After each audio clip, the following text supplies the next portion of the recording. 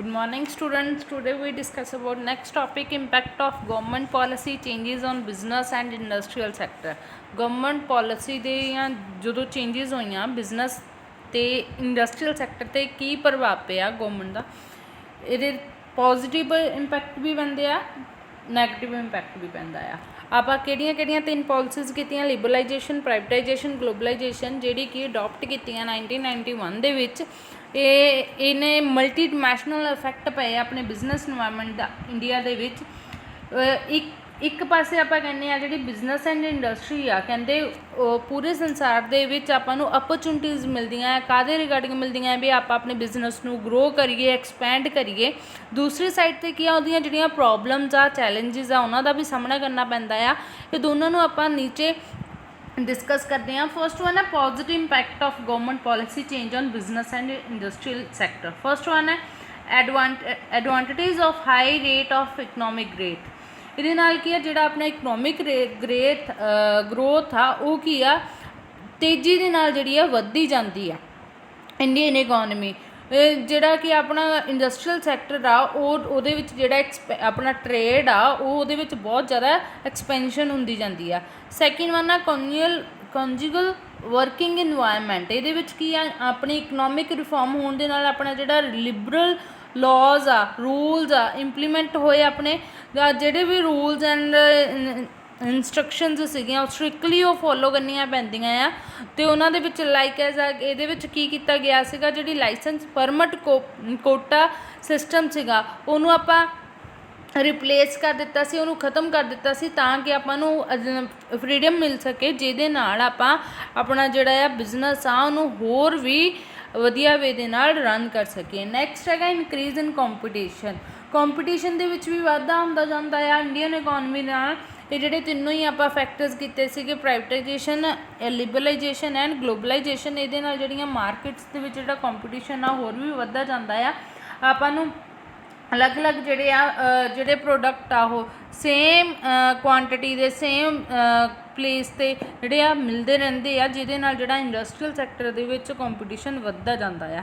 Next ਹੈ technological development. Technological development ਕੀ ਆ, ਤੁਹਾਨੂੰ ਪਤਾ ਹੈ ਆਪਣਾ ਜਿਹੜੇ ਇਕਨੋਮਿਕ ਰਿਫੋਰਮ ਦੇ ਵਿੱਚ ਕੀ ਆ, ਇੰਪੋਰਟ ਫੋਰਨ ਟੈਕਨੋਲੋਜੀ ਆ, ਮੀਨਸ ਜਿਹੜੇ ਆ ਆਯਾਤ ਜ਼ਿਆਦਾ ਮੰਗਾਏ ਜਾਂਦੇ ਆ ਅਤੇ ਸਰਵਿਸਿਜ਼ ਆ ਨੂੰ ਕਰਨ ਲਈ ਆਪਾਂ ਨੂੰ ਟੈਕਨੀਕਲ ਐਕਸਪਰਟਸ ਦੀ ਲੋੜ ਪੈਂਦੀ ਆ।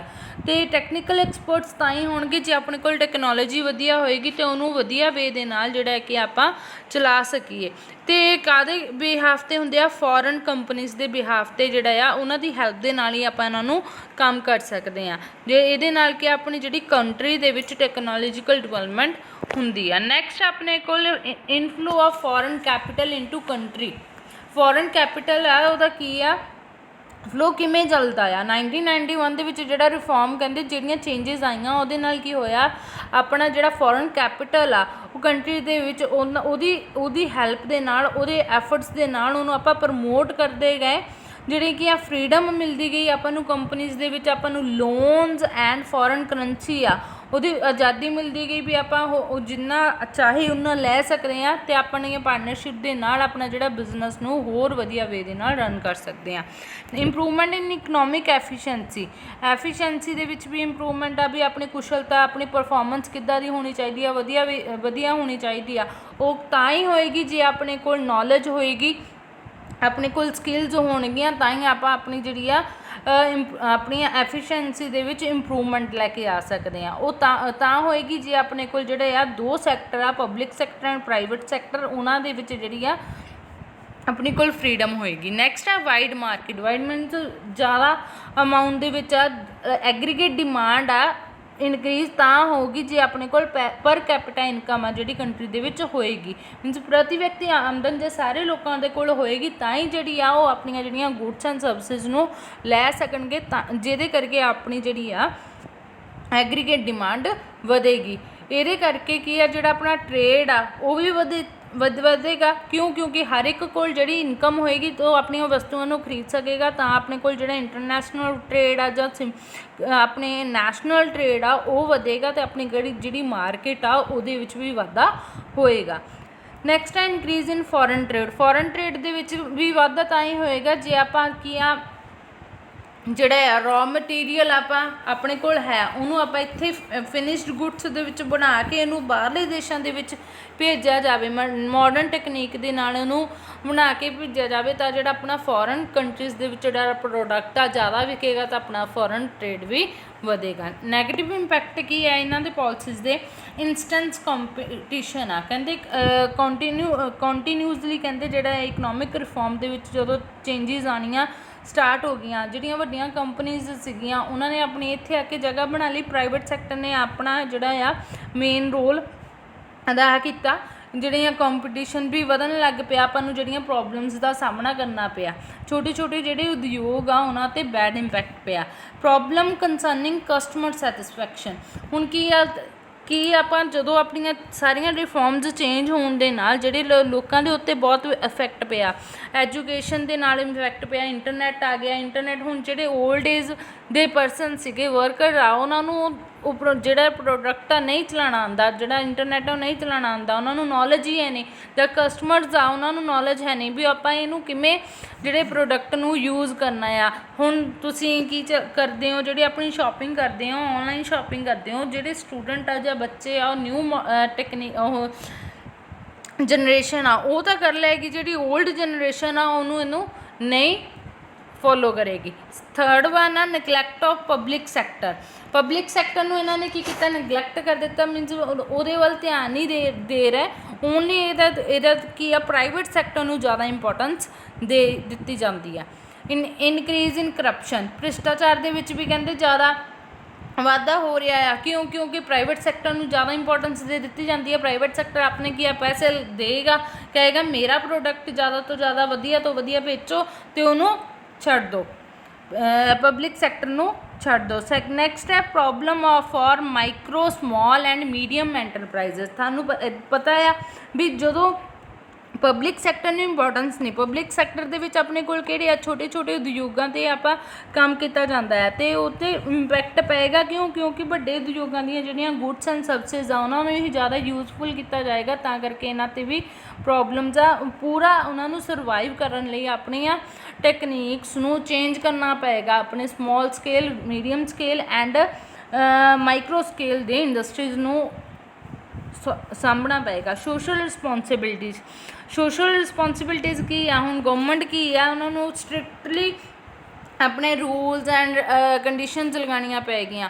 ਉਹ ਕੀ ਆ ਪ੍ਰਾਈਵੇਟ ਸੈਕਟਰ ਲਈ ਕੰਮ ਕਰਨਗੇ, ਪ੍ਰਾਈਵੇਟ ਸੈਕਟਰ ਆ ਕੀ ਆ ਸੁਸਾਇਟੀ ਦੇ ਲਈ ਕੋਈ ਕੰਮ ਨਹੀਂ ਕਰੇਗਾ, ਕਿਉਂਕਿ ਉਹਦਾ ਮੇਨ ਮੋਟਿਵ ਕੀ ਆ ਪ੍ਰੋਫਿਟ ਅਰਨ ਕਰਨਾ। ਪ੍ਰੋਫਿਟ ਅਰਨ ਕਰਨ ਦੇ ਲਈ ਆਪਾਂ ਨੂੰ ਕੀ ਆ ਉਹਨੇ ਆਪਣੀਆਂ ਸੁਸਾਇਟੀ ਦੇ ਰਿਗਾਰਡਿੰਗ ਟਰਮਸ ਐਂਡ ਕੰਡੀਸ਼ਨਸ ਨੂੰ ਨਹੀਂ ਫੋਲੋ ਕਰੇਗਾ, ਓਨਲੀ ਉਹ ਆਪਣੇ ਆਬਜੈਕਟਿਵਸ ਨੂੰ ਮੇਨਟੇਨ ਰੱਖੇਗਾ ਵੀ ਮੇਰਾ ਜਿਹੜਾ ਪ੍ਰਾਈਵੇਟ ਸੈਕਟਰ ਆ ਉਹਦਾ ਜਿਹੜਾ ਆ ਬੈਲੈਂਸ ਆ ਉਹ ਨਹੀਂ ਹਿੱਲਣਾ ਚਾਹੀਦਾ, ਚਾਹੇ ਉਹ ਟ੍ਰੇਡ ਦੇ ਰਿਗਾਰਡਿੰਗ ਹੋਵੇ ਚਾਹੇ ਉਹ ਇੰਡਸਟਰੀਅਲ ਸੈਕਟਰ ਦੇ ਰਿਗਾਰਡਿੰਗ ਹੋਵੇ। ਨੈਕਸਟ ਹੈ heavy dependence on foreign countries, ਇਹਦੇ ਵਿੱਚ ਆਪਾਂ ਕੀ ਆ ਜ਼ਿਆਦਾ ਡਿਪੈਂਡੈਂਟ ਰਹਿੰਦੇ ਆ ਫੋਰਨ ਕੰਟਰੀਜ਼ ਦੇ ਉੱਤੇ, ਜਿਹਦੇ ਕਰਕੇ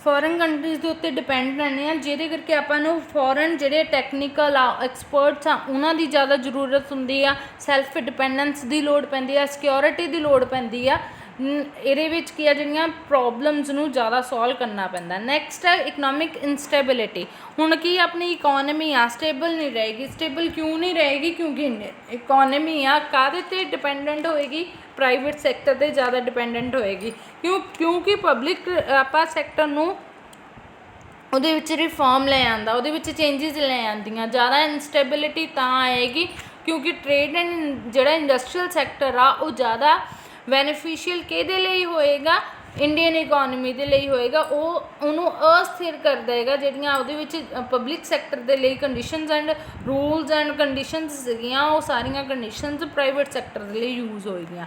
ਨੈਕਸਟ ਆ ਨੀਡ ਫॉर ਡਿਵਾਈਜ਼ਿੰਗ ਮਾਰਕੀਟਿੰਗ ਸਟ੍ਰੈਟੇਜੀਜ਼, ਹੁਣ ਕੀ ਆ ਜਿਹੜੀਆਂ ਮਾਰਕੀਟ ਦੇ ਵਿੱਚ ਜਿਹੜੀਆਂ ਅੱਜ ਦੀ ਜਿਹੜੀ ਕਹਿੰਦੇ ਏਜ ਆ ਉਹ ਮਾਡਰਨ ਆ ਮਾਰਕੀਟਿੰਗ ਆ ਉਹਦੇ ਵਿੱਚ ਕੀ ਹੈ ਐਂਟਰਪ੍ਰਾਈਜ਼ਸ ਜ਼ਿਆਦਾ ਤੋਂ ਜ਼ਿਆਦਾ ਸਕਸੈਸ ਪਾਉਣ ਲਈ ਆਪਣੀਆਂ ਅਲੱਗ-ਅਲੱਗ ਸਟ੍ਰੈਟਜੀਜ਼ ਨੂੰ ਯੂਜ਼ ਕਰਦਾ ਆ ਉਹਨੂੰ ਆਪਣੀਆਂ ਫੋਰਨ ਕੰਪਨੀਜ਼ ਨੂੰ ਇੰਪਲੀਮੈਂਟ ਕਰੇਗਾ ਜਿਹੜਾ ਇੰਡੀਆ ਦੇ ਵਿੱਚ ਜੋ ਵੀ ਟਰਮਸ ਐਂਡ ਕੰਡੀਸ਼ਨਸ ਹੋਣਗੀਆਂ ਉਹ ਰੂਲਸ ਐਂਡ ਰੈਗੂਲੇਸ਼ਨਸ ਨੂੰ ਫੋਲੋ ਨਹੀਂ ਕਰੇਗਾ ਇਸ ਕਰਕੇ ਇੱਥੇ ਆਪਾਂ ਨੂੰ ਇਹ ਪ੍ਰੋਬਲਮਸ ਐਂਡ ਚੈਲੰਜਸ ਦਾ ਸਾਹਮਣਾ ਕਰਨਾ ਪਏਗਾ। Need for human resource development ਆਪਾਂ ਨੂੰ HR&D ਦੀ ਆਪਾਂ ਨੂੰ ਜ਼ਿਆਦਾ ਤੋਂ ਜ਼ਿਆਦਾ ਜਿਹੜੀ ਆ ਜ਼ਰੂਰਤ ਪਏਗੀ। ਆਪਾਂ ਨਵੇਂ ਜਿਹੜੇ ਮੈਥਡਸ ਆ ਪ੍ਰੋਡਕਸ਼ਨ ਦੇ ਲਈ ਯੂਜ਼ ਕਰਾਂਗੇ ਕਿਹੜੇ ਮੈਥਡਸ ਆ ਲਿਬਰਲਾਈਜੇਸ਼ਨ ਲਾਈਕ ਐਜ਼ ਆ ਪ੍ਰਾਈਵੇਟਾਈਜੇਸ਼ਨ ਐਂਡ ਗਲੋਬਲਾਈਜੇਸ਼ਨ ਇਹਨਾਂ ਦੇ ਨਾਲ ਆਪਾਂ ਕੀ ਆਪਣੇ ਜਿਹੜੀਆਂ ਕੀ ਆ ਆਪਣੇ ਪ੍ਰੋਡਕਟ ਨੂੰ ਐਫੀਸ਼ੀਐਂਟ ਵੇ ਦੇ ਨਾਲ ਐਕਸਪਰਟ ਵੇ ਦੇ ਨਾਲ ਹਾਰਡ ਵਰਕ ਦੇ ਨਾਲ ਜਿਹੜਾ ਕੰਮ ਕਰਨਾ ਪਏਗਾ ਆਪਣੀਆਂ ਜਿਹੜੀਆਂ ਨੀਡਸ ਨੂੰ ਫੁੱਲਫਿਲ ਕਰਨਾ ਪਏਗਾ। ਹੋਰ ਇਹਦੇ ਵਿੱਚ ਆਪਾਂ ਕੀ ਆ ਜਿਹੜੀ ਆਪਣੇ ਕੋਲ ਲੇਬਰ ਟੈਕਨੀਕ ਆ ਉਹਨੂੰ ਆਪਾਂ ਇਹਦੇ ਵਿੱਚ ਜ਼ਿਆਦਾ ਯੂਜ਼ ਨਹੀਂ ਕਰਦੇ ਓਨਲੀ ਕੈਪੀਟਲ ਇੰਸਟੈਂਸਿਵ ਟੈਕਨੀਕ ਨੂੰ ਹੀ ਯੂਜ਼ ਕੀਤਾ ਜਾਂਦਾ ਹੈ ਜਿਹੜੇ ਕਿ ਹਿਊਮਨ ਰਿਸੋਰਸਿਸ ਦੇ ਨੂੰ ਪ੍ਰਮੋਟ ਕਰਨਗੇ। ਹੁਣ ਆਪਾਂ ਨੂੰ ਕੀ ਟੈਕਨੀਕਸ ਨੂੰ ਯੂਜ਼ ਕਰਨ ਲਈ ਇਹ ਸਾਰੀਆਂ ਟਰਮਸ ਦਾ ਯੂਜ਼ ਕਰਨਾ ਪਏਗਾ। ਕਨਕਲੂਜ਼ਨ ਦੇ ਵਿੱਚ ਕੀ ਆ ਆਪਣੇ ਕੋਲ ਜਿਹੜਾ ਆ ਇਹਨੂੰ ਸ਼ਾਰਟ ਦੇ ਵਿੱਚ ਕਹਿੰਦੇ ਆ ਕਨਕਲੂਡ ਕੀਤਾ ਗਿਆ ਆ ਗਵਰਨਮੈਂਟ ਪਾਲਿਸੀਜ਼ ਆ ਇਹ ਕਿਹਦੇ ਇਕਨੋਮਿਕ ਰਿਫੋਰਮ ਦੇ ਅੰਡਰ ਜਿਹੜੀਆਂ ਆ ਯੂਜ਼ ਕੀਤੀਆਂ ਜਾਂਦੀਆਂ ਇਹਦੇ ਵਿੱਚ multiple effect on trade industrial world of India 'ਤੇ ਯੂਜ਼ ਕੀਤੇ ਜਾਂਦੇ ਇਹਦੇ ਪੋਜ਼ੀਟਿਵ ਇੰਪੈਕਟ ਵੀ ਆ ਅਤੇ ਨੈਗੇਟਿਵ ਇੰਪੈਕਟ ਵੀ ਆ ਜਿਹੜੇ ਕਿ ਤੁਸੀਂ ਕਰ ਚੁੱਕੇ ਹੋ।